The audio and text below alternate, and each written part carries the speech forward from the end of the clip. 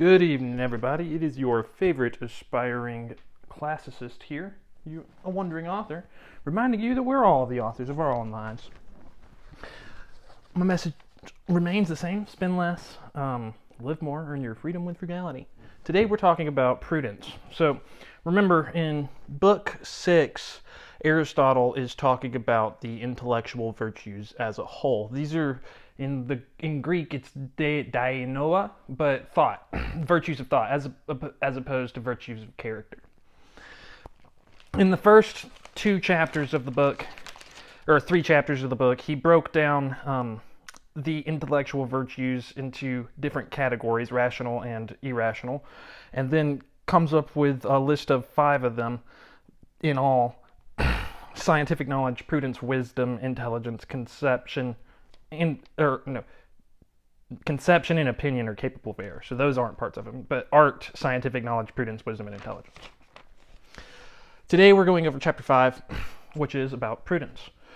And this is basically, to put it in a way that a millennial would understand, hashtag act right.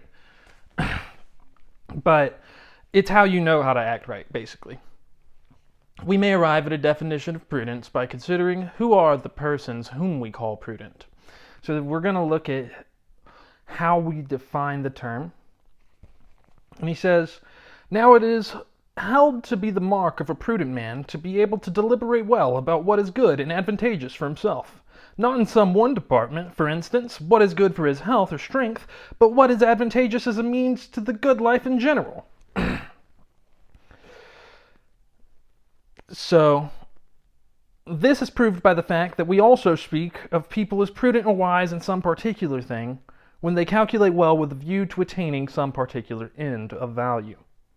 So that the prudent man in general will be the man who is good at deliberating in general.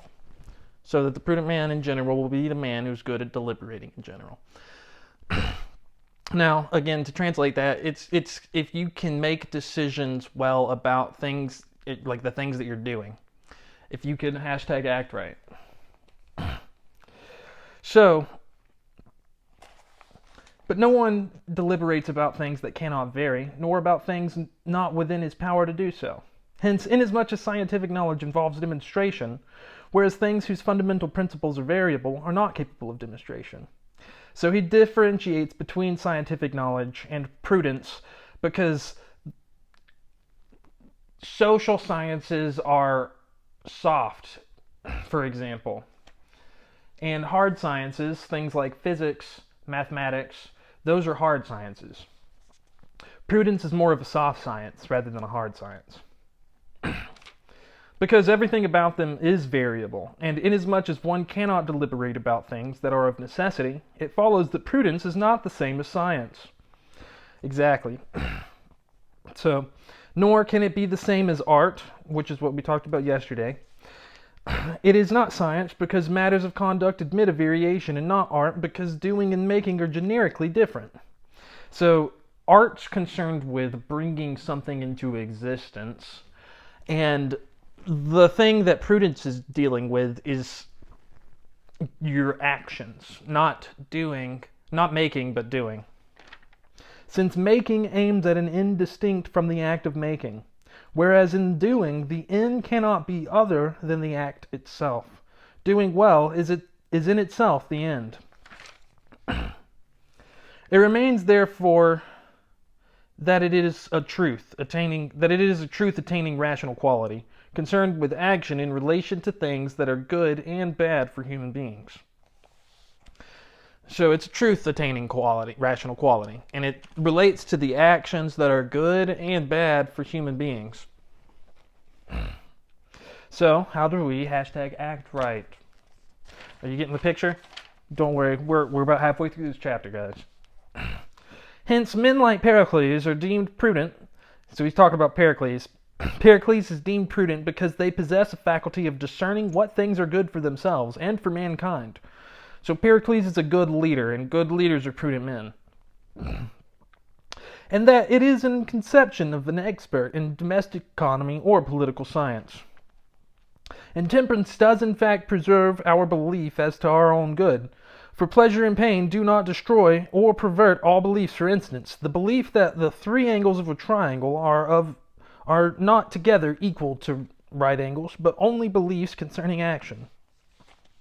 The first principles of action are the end to which our acts are means, but a man corrupted by a love of pleasure or fear of pain entirely fails to discern any principle.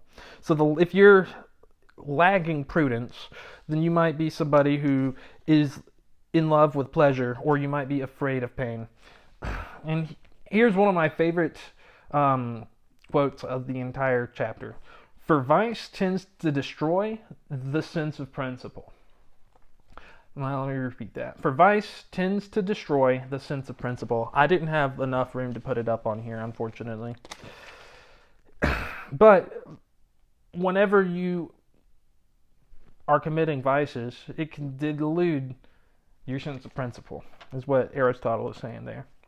It therefore follows that prudence is the truth-attaining rational quality concerned with action in relation to the things that are good for human beings. Moreover, we can speak of excellence in art, but not of excellence in prudence. Also, in art, voluntary error is not so bad as involuntary, whereas in the sphere of prudence it is worse, as it is in this sphere of the virtues. It is therefore clear that prudence is an excellence or virtue, and not an art. So prudence isn't just an art, it's its own excellence or virtue. Arate in the original Greek. Of the two parts of the soul possessed of reason, prudence must be the virtue of one, namely, the part that forms opinions. For opinion deals with that which can vary, and so does prudence. But yet prudence is not a rational quality merely as shown by the fact that a purely rational quality can be forgotten, whereas a failure in prudence is not a mere lapse of memory. Yeah. So, that's it, guys. Let's learn how to be more prudent people. And we can do that by looking at history. So I'm also going to have a Greek history video being uploaded. And that's where we get our principles from looking at the actions that other men have taken in the past and discerning what that would mean for us today. At least that's what we're trying to do. And thanks for watching. Don't forget to like, share, and subscribe. This is a wandering author here. What are y'all doing in order to inspire, uplift, and empower your local community today? Because this world isn't changing unless we all do our part, and you can count on me to do mine daily. Until next time, I love y'all.